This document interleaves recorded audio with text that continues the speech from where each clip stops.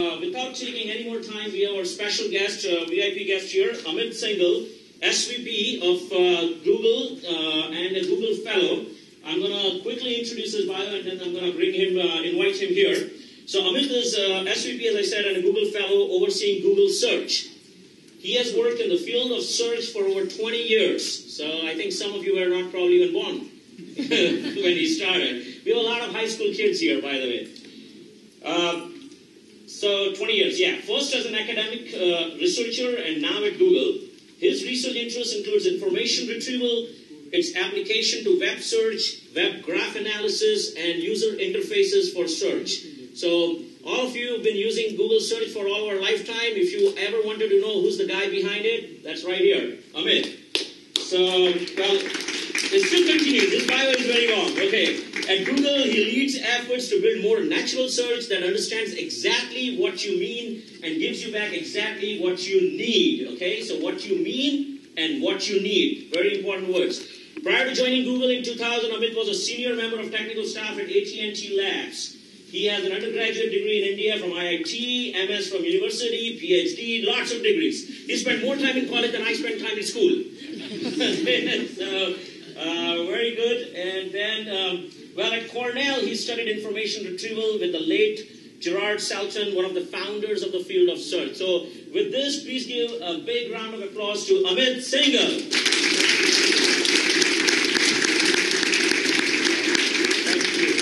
Welcome. Do we need one more microphone for... Is this one working? Yes. Oh, that's one working? Okay, I'm going to sit here. All right, okay. Okay. Great. Hey, thank you so much. It's such a pleasure to be here, and really, thank you go to all of you for being here. It's just such a joy to be here. Why don't we start out with what search has done for the world? Just a tiny sample of that. Not working? Okay, sorry about that. Looks like the mic I'm wearing is not working. Now I have to repeat that. No, ours is working. Yours is working. Okay, great. So why don't we start out with just showing you a little bit of these times where technology can have huge impact on human lives.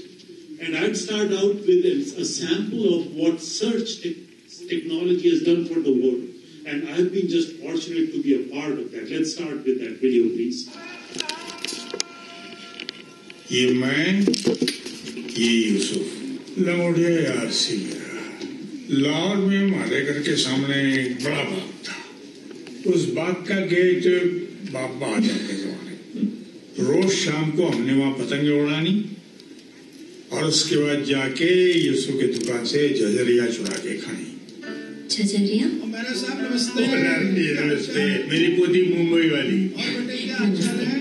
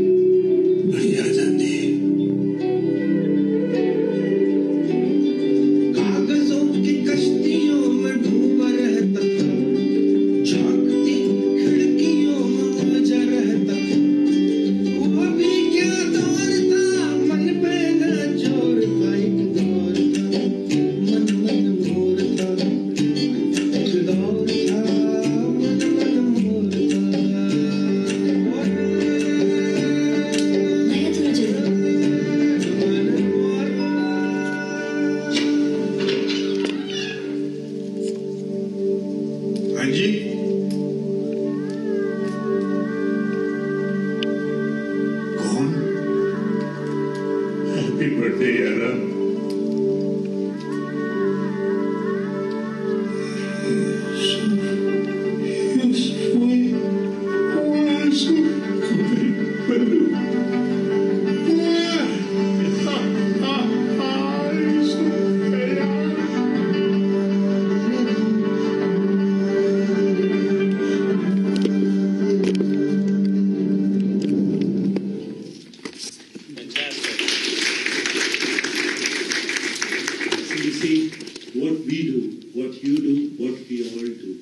Serves a purpose in life. I have seen this 100 times, and every time I end up with wet eyes. Because we are all here so that we can do something meaningful in life, and we all, in our small ways, in our little ways, are doing that. It's just a joy to be here. So great, Amit. Thank you very much once again. And I think that was a fantastic video on a journey from childhood to old age. We are all here interested in listening to your journey from childhood to up to here. So tell us a little bit about how you started, where you started, why you got interested in this particular field, and then how you got to where you are. I was born in Uttar Pradesh, and I was born in Jhansi, but my parents would be transferred every few years. He used to work. My dad used to work for the department that built roads in the state. And we would move every 3 or 4 years. And growing up in the very early 70s, there wasn't much technology around there. My big introduction to technology came in late 70s, believe it or not, when my dad bought our first black and white TV. Most of you are not old enough to remember those days, because in 1982, with Asia, India got its first colored channel, but I am old enough to remember the black and white TV days. And that was kind of the first peak of technology coming into home. Of course, there were other things, but really kind of, piece of what you would consider modern electronics. Back then, it was all vacuum tube based, but whatever, right? And there were only 2 programs. One was called Chaupal. It's meant for the farmers. And the second one was reruns of Star Trek. Guess which one I watched, right? And it was just fascinating. It was fascinating to see this world out there back then I was 10 years old. For a 10-year-old boy to see a world out there where you can fly to planets, you can talk to computers, you can do whatever you can get whatever information you needed, and so on and so forth. Now, clearly I had no idea this thing will be called search someday, but it was just fascinating no matter what.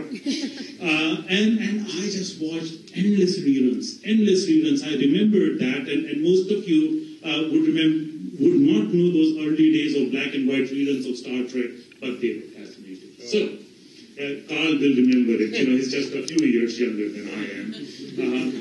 For the real old days, you remember that when we had black and white TV, they used to manufacture colored plastic to put on the screen to give you a feeling that you have a colored TV. I see some shaking heads in the audience, like, only 3 people out there maybe know about this.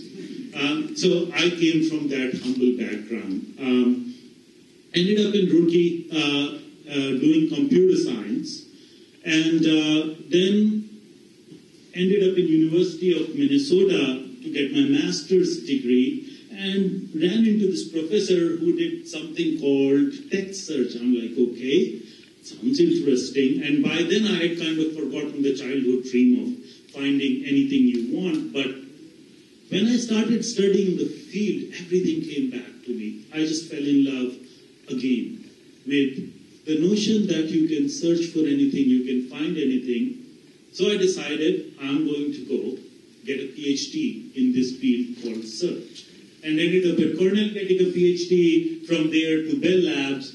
And back in 2000, my friend Krishna Bharat, who also works for Google, he had gone to Google a year earlier. He said, hey, Amit, you should come work for Google. And I gave it a thought. It was a startup back then. Krishna was single. I was married, we had one child, second one on the way. And I told Krishna, you crazy. You're single, you got no one to worry about. I got a family to feed. I work for AT&T, the ship that always sails. Google schmoogle, all gonna die, okay? Well, guess what? He was right, I was wrong. And a few months later, he was persuasive enough. I was at Google in 2000. Like any search academic or like any academic, I said, hey, look, I've been preaching this stuff for a decade. Okay, I've been writing papers on search for a decade. I don't want to read your stuff, I just want to write stuff. And that's like any program. You don't like reading code, you like writing code, okay? So I ended up basically saying, in my hubris, I'm going to go write a new search system. Well, that became Google's search system, and I have grown with the search system all along for the last 13 years. So that's my journey. Wow. Great story. So, the audience, we have obviously everyone's a geeky person here because they got selected for our hackathon. We had probably about 5x more registration, but due to capacity, these are the chosen people because of the geeky credentials. They've been chosen here.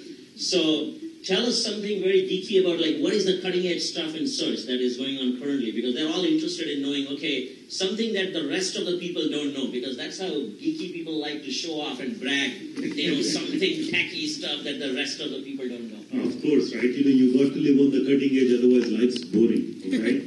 And so, first of all, let me just ask you guys, right? How many of you use search? That was a rhetorical question. That's okay, I got you there. Okay.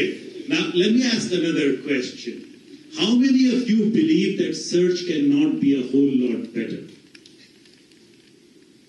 Okay, now learn from me. This is the art of asking questions in ways that answers would come out naturally. Okay. Now, by the way, all of you are right. Search can be tremendously better. Okay? Search is just getting started.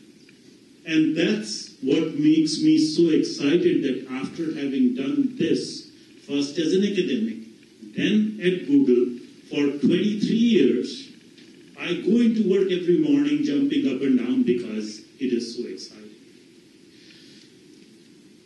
Now, search today is it takes too much work. If I have to find something, I have to pull out a phone from my pocket. I have to unlock it.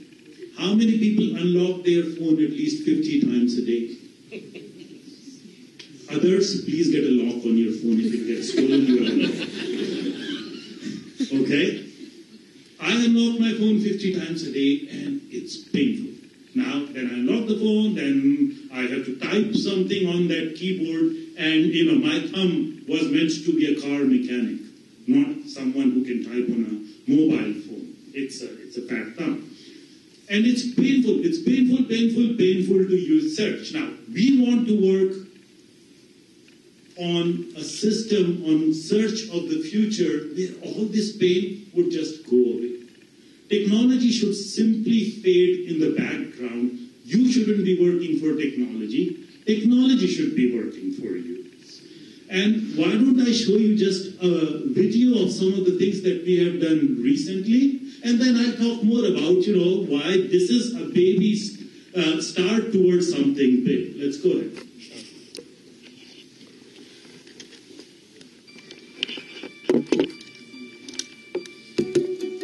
Okay, Google. What's the fifth planet from the sun? Jupiter is the fifth planet orbiting the sun. Show me its moons. Jupiter moons. What's my agenda for tonight? You have a calendar entry at 6 p.m. today. The title is Dinner with Danny. Show me my photos in the snow. Here are some matching pictures. When is Manchester United's next game?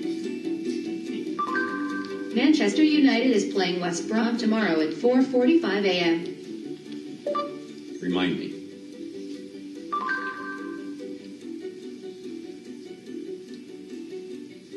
Send message to John. Which John? John Hopkins. Happy birthday, buddy. Are you still coming over for drinks and a movie on Sunday? Here's your text. Do you want to send it? Yes. What are my upcoming flights? Here are the next few reservations. First up, United Airlines Flight 995 from SFO to Ord leaves at 11:10 p.m. on July 2nd. How do I make banana cinnamon French toast?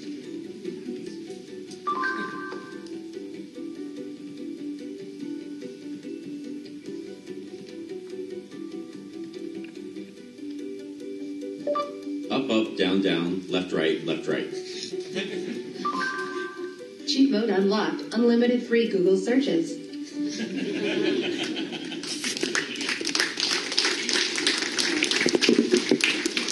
you see, the beauty of this is we have built all this. This is already out there. This was not a rigged up demo of stuff that is to come years down the road. This works today.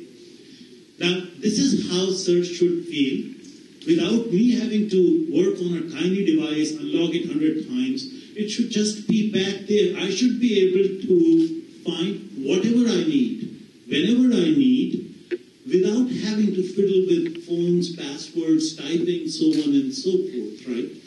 It would be like a human brain connected to the larger world brain that this web is, distilled through technology like, NLP, speech recognition, all the stuff that we as geeks love doing, transformed into a product that would change the world. And that's what search is going to become. It will be there for you in all places. And, you and I living in Silicon Valley, we have a wonderful life. We are not that, we are pretty privileged. And every morning I get up and think that. But imagine this power in hands of a farmer in Africa or India. Imagine a world where a farmer in India has more information today at their fingertips on a mobile phone or whatever other device than the King of Spain had 20 years back. And imagine how transformative that is to the world. So that's what keeps me excited. That's what we are building. That's what we do every day. Wow, fantastic. So we have the same theme here. Besides being, in our audience, the folks here who are techies, they also have one common theme, which is they all have volunteerism at their heart. That's why they are here. We are coding here and hacking here for the good. And we are here at Google, where the Google founders, Larry and Sergey, I remember since the very beginning, at the founding of the company, they have this volunteering spirit, and they put in that philosophy. So you've been an insider at Google for past 15 years. Tell us a little bit about, what you learned from the founders and what is this volunteering spirit at Google?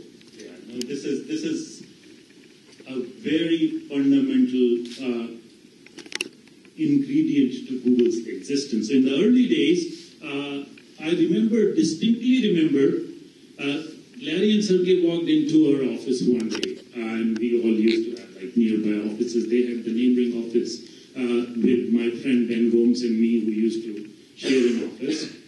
And, out of the blue, we were talking about the world or whatnot, and Sergey says, we should all do something for someone who would never repay us. Okay? That was a simple thought. He just said it like, one of those sentences, but that kind of, stuck with me for all these years. And more importantly, that told me what these guys are made of, right? It's not just about kind of getting the next VC round. It's not about kind of getting the next big quarter. The company starts from those founders and their principles, and it told me what those guys are made of. And from the beginning of the company, they have challenged all of us not just to be better engineers or better product managers or whatever we do in our professional lives. They have challenged us to be better people. Okay? And that has stuck with the company. Right? The company still works in ways which would be considered very abnormal in other companies. I and 4 other people share an office. Okay, that's how, and Larry shares an office too with Sergey. So this is kind of this thing about there's no elitism in the company. You're all just a bunch of people who do our work in the morning, trying to do the right thing, trying to build the right thing for the world. So I just can't say how much we care about that as a company. So we have this program called Google Serve, which is a parallel of things, hackathons and service organizations like Code for India done inside. And just last year, over 5,000 Google employees donated over 60,000 hours of their personal time to various projects, over 400 projects, which help kids from inner cities, pets who are waiting for adoption. You can just imagine when you're working on 400 different projects that are there to help people who are less fortunate than us. And that kind of goes to the grain of who we are. We should spend our lives not only building and creating amazing things. We should, because that's advancing humanity in a way that very few can, and we are all blessed that we can. At the same time, we should spend our lives working for people who are less fortunate than us, because remember, all of us are very, very fortunate. Absolutely. Well, we are very fortunate for Google to give us great office spaces here and lots of great volunteers from Google. So let's give a round of applause to Google for being a great partner for making this hackathon happen. So switching gears, Code for India, let's talk a little bit about Code for India. Even though our name is Code for India, everything that we build, not just in hackathons, but we meet every weekend at Google offices right here in your buildings, and we code for nonprofits, and we put it in open source. And our desire is that we would want anybody in the world, in other countries, to also take the code and use it for the problems in their own country. So really, in a sense, we are more like Code for the world. So would you have some advice as a tech guru that, how should we be building code so that it scales and it's not just Code for India, but it's Code for the world, which is our real intent? Now that's a great intent, and you guys are definitely going to change the world. I have no doubt about it. I can just see it in your eyes. Even this late in the evening, you guys are like totally up and running, which is awesome. So one thing that I have learned is openness is really the key. And I understand all the code that you are going to build here and build every week is open and anyone can use it. And openness, open source, and in general, open access to information is the foundation of progress. So Google is a company that is built upon the open web. The web is open. Anyone can crawl it and kind of build innovative products on it. And guess what? In doing that, they improve the world. So without openness, the progress is hampered because it's controlled by a few. And that's not it. And open source is another key aspect of now humanity development, because not only are big companies relying upon open source. We at Google use the Linux kernel, we use OpenSSL, we use OpenSSH, we use Eclipse, we use Python. Huge things happen because people like yourself wrote code, creative people like yourself wrote code and donated it to the world. Google has taken that to the heart again, and then we support huge open source programs like Dart, Go, Android, so on and so forth, things that would change the world going forward as well. So the only advice I have is the more open the better, because the impact goes way beyond one person, one team, one company, one country. Yeah, great, thank you. One more question, which is, in the next 24 hours, we are going to be coding, and is there any advice or any good Google hacks that you want to share with people so that they can make use of that and really build some awesome app, some techie advice?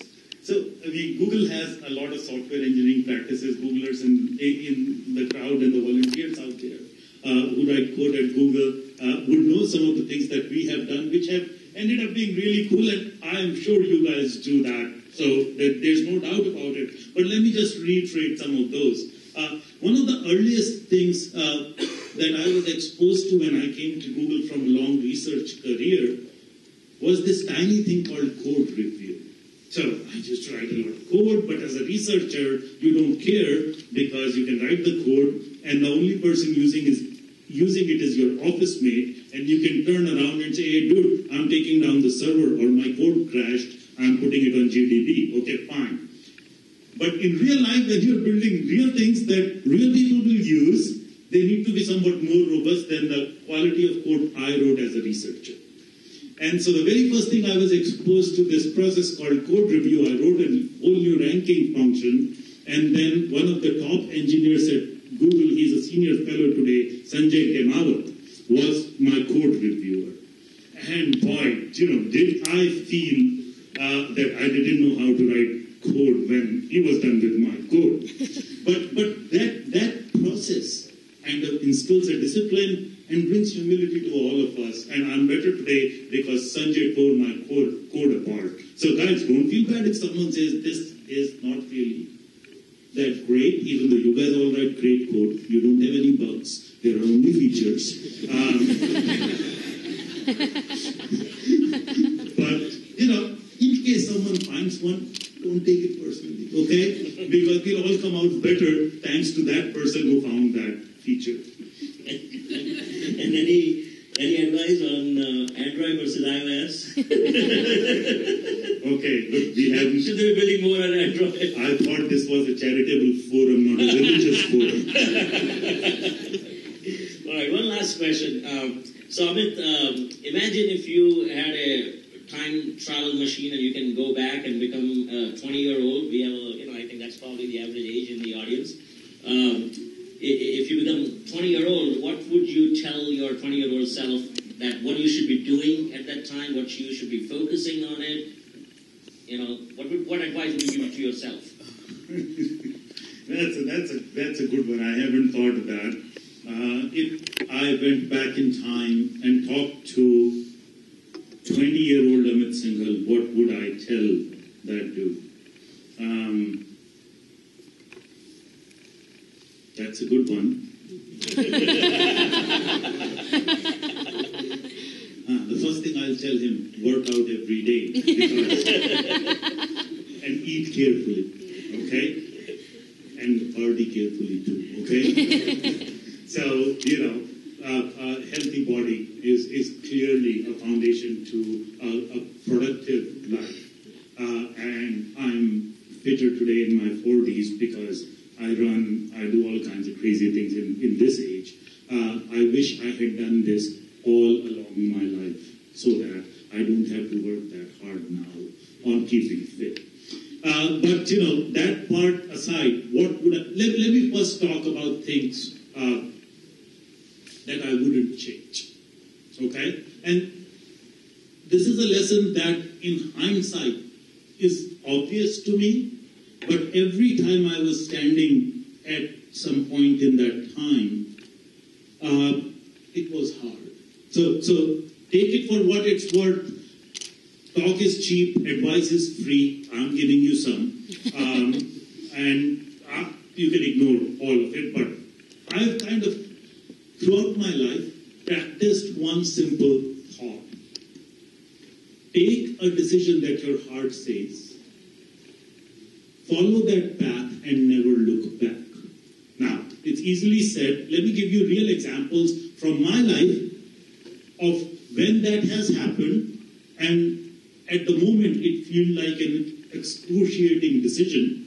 However, this principle guided me. So, back in 1991, after getting my master's degree, I was working in a company in Minneapolis, and I was on path to become a permanent resident, and which is, of course, being an immigrant in this country is an important step in your journey. However, I had in parallel applied to grad school, Cornell, to get a PhD in search. And Cornell accepted me. And immediately a decision path was created. should I let go of my green card process to go get graduate degree and be poor doing that for many years to come? Okay, because graduate student stipend, many of you know, it doesn't really work out that well financially. Okay, tough decision. If you ask anyone, people will have their own opinions. But I asked myself, what does my heart say? And my heart said, I want to get a PhD in search. I don't care about anything else. Packed our belongings, which fit in one hatchback car back then, and drove to Ithaca, New York, my wife and I, and never looked back. What could have been, what would have been, does not matter. At least I slept happy that I followed my heart. Now, when I was finishing graduate school, this is 1996, and all the internet search companies were just coming along. Fuzzy Mauldin did Lycos out of CMU. You guys don't remember that. That was before the dinosaurs, okay? Then there was InfoSeek done by Steve Kirsch, another person I knew, and so on and so forth. Everyone was doing these companies, and out of grad school, I said, no, I want to do some research and publish some papers and understand much more. So I ended up at Bell Labs instead of going to, say, a Lycos or an InfoSeek back then. And most people would have probably taken a different path because of upside or whatever else. But, my heart said, I want to study more, do some more research, and ended up in Bell Labs. Never looked back. What could have been had I joined this or that does not matter. For the next 4 years at Bell Labs, I went to bed happy every evening. And then when I was coming to Google, which was a startup and I had a family, my other option was to become a professor at a university. But again, my heart said, now I want to build something. Now I want to practice what I have preached for a decade. So I came to Google. I take a huge, you take a huge risk, whatever else, moving from New Jersey to expensive Bay Area, barely finding an apartment to live. That's roughly how it worked on my Google salary back then. I think we pay entry-level folks more today than we used to pay me back then. And with two children and my wife, of course. But again, my heart said that's what I wanted to do. I followed my passion, never looked back. So that's a very long way of saying, practice the simple thing, you'll go to bed happy, and happiness is worth more than any amount of money. Fantastic. Thank you, Amit. Thank you very much for your time. I know it's a very busy time for you, but you still graciously accepted our invitation, and your insights were very inspiring, very encouraging. So thank you once again, and we'll hope to see you back again. Thank you very much. You guys are the heroes. Thank you.